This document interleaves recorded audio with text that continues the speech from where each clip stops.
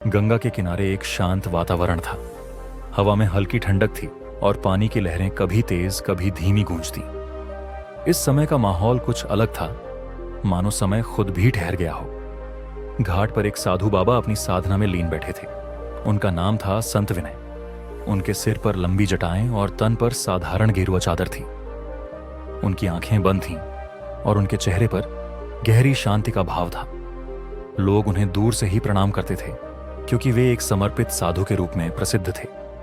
उनका जीवन तपस्या, साधना और आत्मा के शुद्धिकरण का प्रतीक था। लेकिन आज उनका ध्यान कुछ और ही दिशा में था। संत विनय के पास एक विधवा महिला खड़ी थी। उसका नाम शारदा था।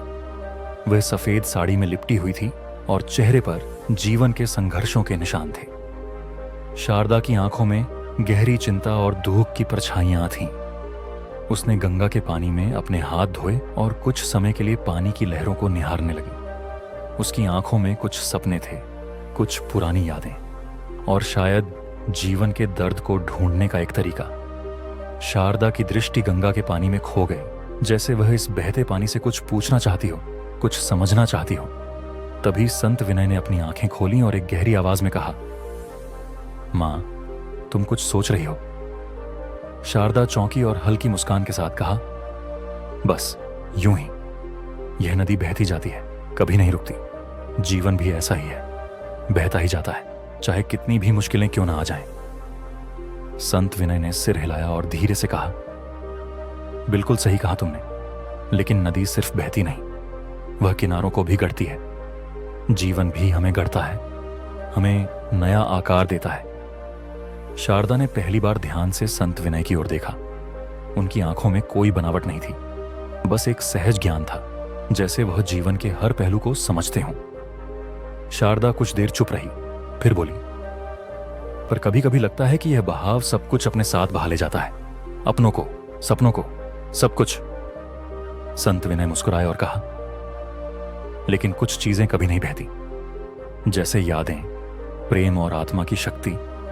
ये सब हमारे भीतर रहते हैं, चाहे जितनी भी धाराएं हमें बहाने की कोशिश करें। शारदा चुप हो गई, जैसे वह सोच रही हो। फिर उसने धीरे से कहा, आप सही कहते हैं, शायद हमें बहाव से डरना नहीं चाहिए, बल्कि उसके साथ बहना सीखना चाहिए। संत विनय ने सहमति में सिर हिलाया और दोनों कुछ देर तक चुपचाप गंगा के बहते पानी को देखते रहे। वे दोनों अनजान थे, लेकिन जीवन के अनुभवों ने उन्हें एक पल के लिए जोड़ दिया था। शायद यह सिर्फ एक साधारण मुलाकात थी, लेकिन इसने दोनों के दिलों में एक गहरी छाप छोड़ी थी। कुछ समय बाद शारदा ने गंगा जल से भरा अपना लोटा उठाया और चली गई। संत विनय फिर से अपनी साधना में लीन हो गए। अगले कुछ दिनों तक शारदा रोज उसी घाट पर आती रही, कभी गंगा जल लेने, कभी बस यूं ही पानी को निहारने। संत विनय, जिनकी पहचान अब संत विनय के नाम से थी, अक्सर वहीं बैठे रहते। अब उनके बीच चुप्पी नहीं रहती थी। कभी कभी छोटी छोटी बातें होती, जीवन, समय और मन की उलझनों पर। एक शाम जब आसमान नारंगी रंग में रंगा था, शारदा कुछ परेशान सी दिखी। बाबा ने देखा और पूछा, मां, आज क्यों उदास हो? शारदा ने हल्की मुस्कान के साथ कहा, बस कुछ पुरानी बातें याद आ गईं। कभी कभी अतीत पीछे खींचने लगता है। संत विनय ने धीरे से कहा, अतीत सिर्फ यादों का पुल है, उस पर रहना नहीं चाहिए, बस पार करना चाहिए। शारदा उनकी ओर देखती रही। पहली बार उसने महसूस किया कि यह साधु सिर्फ एक संत नहीं थे, बल्कि एक संवेदनशील इंसान भी थे। उनकी बातों में अपनापन था, ऐसा अपनापन जिसे शारदा ने बरसों से महसूस नहीं किया था। फिर अचानक एक तेज हवा का झोंका आया और शारदा की साड़ी का पल्लू उड़कर बाबा के कंधे पर आ गिरा। शारदा झेंप गई और जल्दी से उसे संभाल लिया, लेकिन उस पल दोनों की निगाहें टकराईं।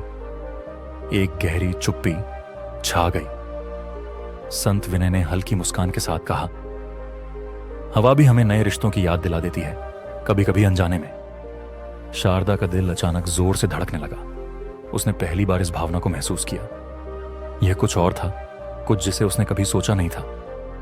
एक साधु और एक विधवा के बीच क्या यह संभव हो सकता था? शारदा ने खुद से पूछा, क्या रिश्ते सच में होते हैं? संत विनय ने गहरी सांस ली और कहा, रिश्ते समाज नहीं बनाता, भावनाएं बनाती हैं। अगर गंगा और समुद्र मिल सकते हैं तो दो मन क्यों नहीं। शारदा की आंखों में आंसू थे, लेकिन उसने पहली बार महसूस किया कि जीवन अभी भी अधूरा नहीं था। कहीं ना कहीं नई शुरुआत की उम्मीद थी। विनय और शारदा के बीच एक अज्ञात रिश्ता पनपने लगा था। कोई नाम नहीं था, कोई दायरा नहीं था, लेकिन दोनों इसे महसूस कर सकते थे। गंगा के किनारे की शांति अब एक नई जटिलता में बदल चुकी थी। संत विनय और शारदा के बीच जो अनकहा रिश्ता पनप रहा था, वह अब धीरे धीरे गांव के लोगों की नजरों में आ गया था। दोनों के बीच चुपचाप की मुलाकातें और गंगा किनारे की खामोशी अब किसी अजनबी की आंखों में सवाल खड़ा कर रही थी। गांव में जल्द ही यह बात फैल गई कि संत विनय और शारदा के बीच कुछ खास है। गांव के बुजुर्गों और धार्मिक नेताओं ने इस रिश्ते को लेकर चिंता जताई। वे इस बात से परेशान थे कि यह संबंध समाज की परंपराओं और मान्यताओं के खिलाफ था। शारदा एक विधवा महिला और विनय एक साधु बाबा, क्या इस रिश्ते को लेकर समाज की कड़ी आलोचना का सामना करेंगे। एक दिन गांव के एक प्रमुख पुजारी ने संत विनय से मिलने का निर्णय लिया। पुजारी ने कहा, तुमने अपना जीवन तपस्या और साधना में बिताया है, अब क्या तुम इसे नष्ट करना चाहते हो। एक विधवा से प्रेम करना तुम्हारी मर्यादा के खिलाफ नहीं है। संत विनय ने शांतिपूर्वक उत्तर दिया, प्रेम कभी मर्यादा नहीं तोड़ता, वह आत्मा की शुद्धता को दर्शाता है। लेकिन पुजारी ने कहा, अगर तुम्हें संसार की मोह माया प्रिय है तो तुम्हें गेरुआ वस्त्र उतारकर गृहस्थ जीवन अपनाना चाहिए। संत विनय ने गहरी सांस ली, लेकिन उन्होंने कोई प्रतिक्रिया नहीं दी। उनके मन में एक ही विचार था, क्या प्रेम से बड़ा कुछ हो सकता है। क्या वे सच में अपने दिल की आवाज पर चल सकते हैं। वहीं दूसरी ओर शारदा का दिल भी गहरे संघर्ष में था। क्या वह संत विनय के साथ अपने प्रेम को समाज की आलोचना के बावजूद जी सकती है।